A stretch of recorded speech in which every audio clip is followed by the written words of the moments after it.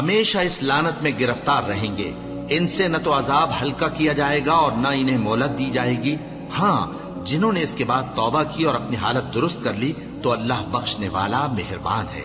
جو لوگ ایمان لانے کے بعد کافر ہو گئے پھر کفر میں بڑھتے گئے، ایسوں کی توبہ ہرگز قبول نہیں ہوگی اور یہ لوگ گمراہ ہیں.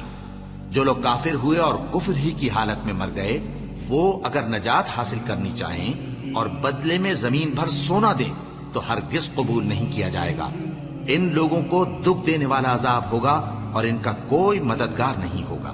مومنوں، جب تک تم ان چیزوں میں سے جو تمہیں عزیز ہیں اللہ کی راہ میں خرچ نہ کرو گے کبھی نیکی حاصل نہ کر سکو گے، اور جو چیز تم خرچ کرو گے اللہ اس کو جانتا ہے. بنی اسرائیل کے لیے تورات کے نازل ہونے سے پہلے کھانے کی تمام چیزیں حلال تھیں بجز ان کے جو یعقوب نے خود اپنے اوپر حرام کر لی تھی.